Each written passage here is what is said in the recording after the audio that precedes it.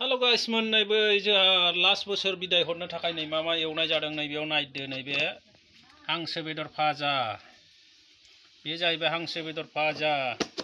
आरो ओरैहाय नै अमा सेक होनाय दङ बे सेक होनाय अमा सेक होगासिनो दे जोंहा लास्ट बोसोर 2024 लास्ट बोसोर माबाखौ बिदाय हरनानै निउ इयारखौ जोंहा बरायनोसै लोगोफोर नायदो गाइस मोन नै आरो नै बेयाव अमा एवनो नागिरदों बे अमा एवनो नागिरदों लोगोफोर आरो ओरैहाय मैसो बेदर एवगासिनो लोगोफोर मैसो बेदर नै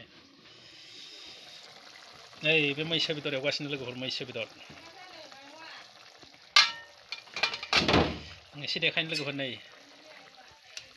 मैसो बेदर लोगोफोर बे जाहैबाय मैसो बेदर बे मैसो बेदर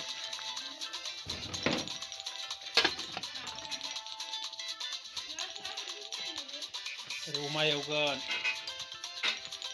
टमेट'जों अमाजों नैबे हांसो बेदर ओरै अमा सेक होबाय लोगोफोरनो ओरै ना दंबावो ना संबावगोन लोगोफोरनो बेखौ ना संनो टाइमानो मोनाखिसै नै बेनो जाहैबाय जोंनि 2024 माबा बिदाय मा होनो लास्ट बोसोर 2024 बिदाय हरनाय गोदान बोसोरखौ बरायनोसै लोगोफोर बेबो जाहैबाय न'नि गोजा सानै आलासि इनभाइट दङ आरो नोंथांमोननो खिन्थाथ'ला आलासिखौ नै बेयाव ना दंबावो लोगोफोर ना अमा ओमफ्राय हांसो बेदर मैसो बेजों जों दिनै बिदाय हरनाय जासिगोन लोगोफोर लास्ट बोसोर 2024 पुराना बोसोरखौ आरो ओरैथ' गासिबो दंजोबो एभ्रिथिं नै बानलु बोरदोन जायोबा बानलु बोरदोन मोनजागोन सामब्राम जायोबा सामब्राम मोनजागोन दुन्दिया जायोबा दुन्दिया मोनजागोन टमेट' जायोबा टमेट' मोनजागोन गासिबो मोनजाजोबगोन लोगोफोर नै बानलु बाथोन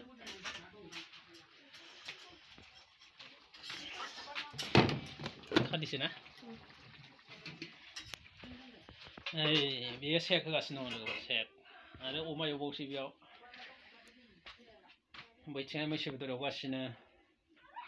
बै हांसो बेदर अब्ला नायलांबाय था गाइसमोन बे खालामनो हागोन आरो नैबेयाव नै दावदै दंबावो गाइसमोन केक दङ गाइसमोन आरो मिस्टि दङ गाइसमोन बेजों बिदाय हरनोसै जोंहा 2024 पुराना बोसोरखौ गोदान बोसोर बरायलायसै ना मा होनो प्रिति दा ओंखाम संग्रा सिङावसो दंथ'यो गाइसमोन दा फारि फारि नुलांजोबगोन गाइसमोन जानाय लोंनाय गासिबो नै होसनथारसैलाय अमाखौ फ्राम होनबा नायलांबाय था नोंथांमोना गाइसमोन नाय लागायसै होबाय डालो